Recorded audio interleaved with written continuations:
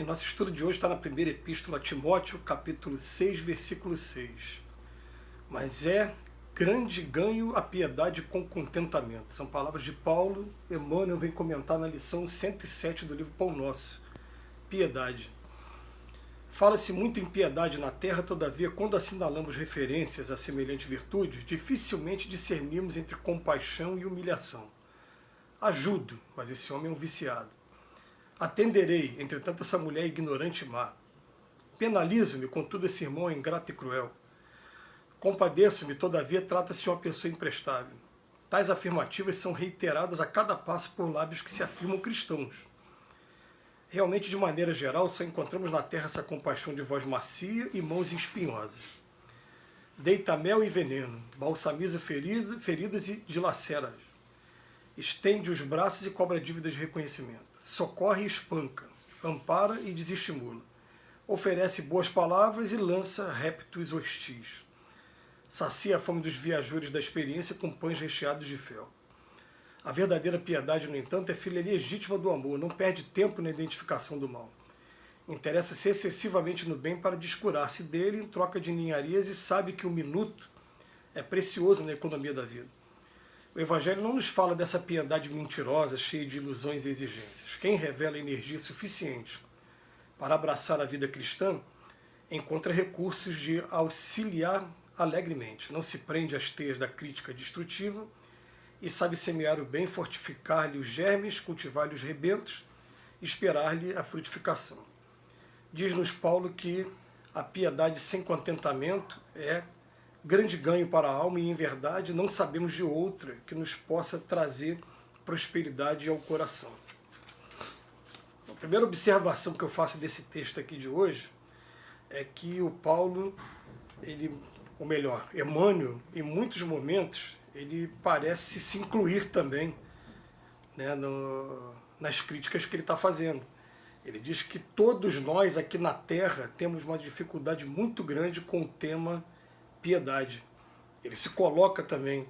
E é engraçado, né, que o Paulo de Tarso, por exemplo, ele fala pra gente que o bem que ele tenta fazer, ele tem uma dificuldade enorme. O mal que ele tenta não fazer sai com grande facilidade. E ele vem chamar a atenção de talvez o que seja a maior dificuldade nossa aqui na Terra, né, que é você aprender a perdoar, a ter piedade sem condições. Enumera aqui várias situações em que ajudo, mas esse homem é um viciado. Ao mesmo tempo que você está ajudando, você está condenando a pessoa. Atenderei, entretanto, essa mulher ignorante e má.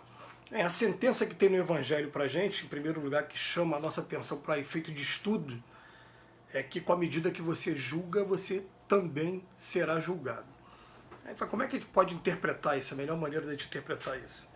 Eu vou pedir socorro de uma perguntinha que tem no Livro dos Espíritos, não vou lembrar o número exato dela agora, 350 alguma coisa, que vem falar do aborto, quando é perguntado para os espíritos, a prática, quando configura a prática de crime, o aborto, e os espíritos, a resposta inicial que passa despercebida de muita gente, ele fala assim, né, constitui crime sempre que violais a lei de Deus.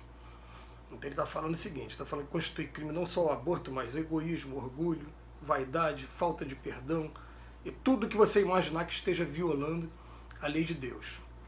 Eu utilizei também como exemplo, recentemente, num dos estudos, uma frase de Chico Xavier que chama a nossa atenção, que choca até, né?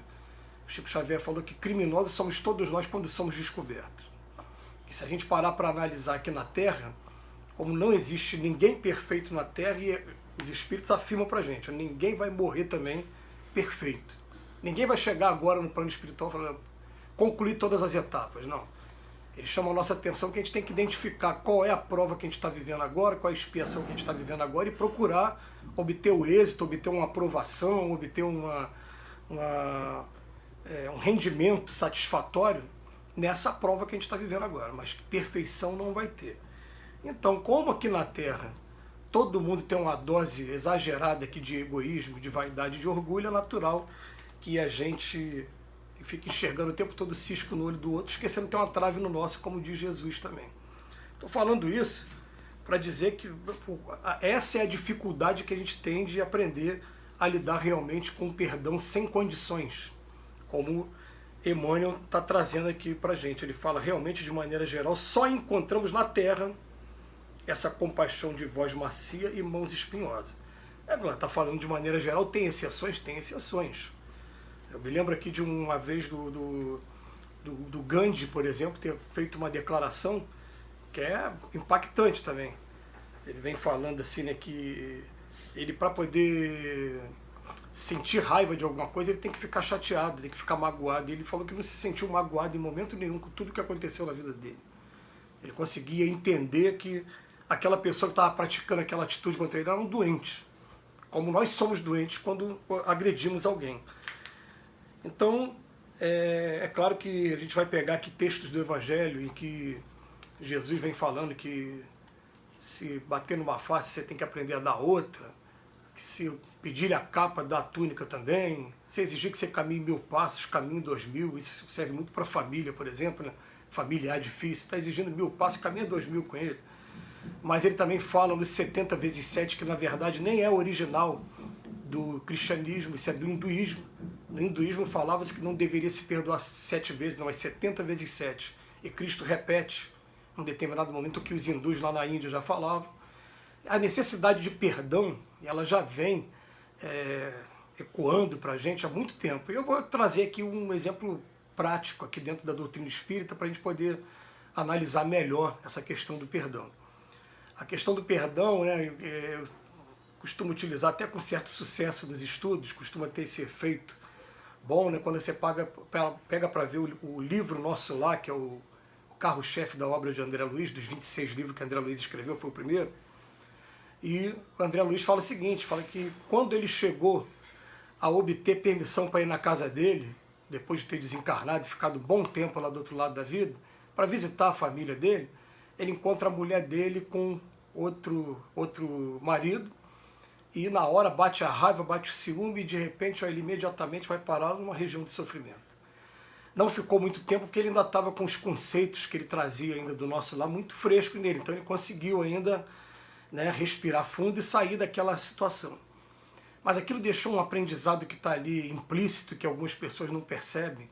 Se eu chegar do outro lado da vida, magoado com alguém, sem perdoar alguém, trazendo esse problema todo aí, falta de perdão, falta de piedade, o que acontece? Eu viro joguete na mão dos espíritos. Os espíritos podem virar para mim lá do outro lado e simplesmente eu mostro uma foto da pessoa que eu não gosto. Eu vou olhar para aquela foto, vou sentir raiva, você acha que eu vou parar onde? Em que lugar?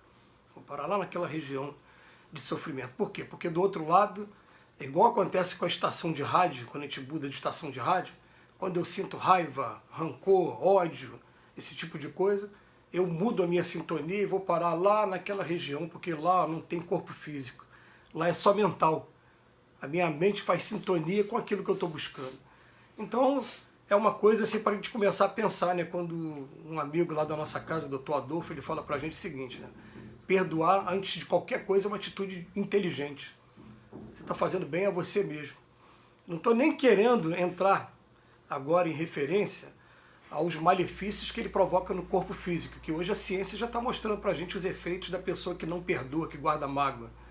Cada vez que ela pensa naquela atitude que a magoou, ela está jogando toxina, está jogando um monte, alterando todo o sistema nervoso. Às vezes a pessoa que magoou de verdade nem está sabendo de nada que está acontecendo, esqueceu até o que aconteceu. E você fica remoendo e trazendo uma série de problemas que vão estourar em hipertensão, hipertireoidismo, trazendo um monte de consequência para a gente, até no campo de exame de sangue, enfim, tornando a gente uma pessoa doente, vítima da nossa falta de perdão. Então, ele vem falar aqui para a gente, né? O Evangelho não nos fala dessa piedade mentirosa, cheia de ilusões e exigência. Ele vem falar para a gente o seguinte, né, que piedade com contentamento é grande ganho para a alma e, em verdade, não sabemos de outra que nos possa trazer prosperidade ao coração. Porque ó, eu fico leve, eu fico livre. E aquele que não perdoa continua aí preso nas garras aí dessas várias experiências na matéria, enquanto não conseguir superar essa dificuldade dele. Então fica aí a reflexão trazida por Emmanuel para a gente, a reflexão trazida por Paulo, através de um simples versículo da carta dele ao Timóteo, quando ele já estava preso, né, que a carta a Timóteo ele escreveu quando ele já estava preso em Roma, e que Jesus nos abençoe hoje e sempre.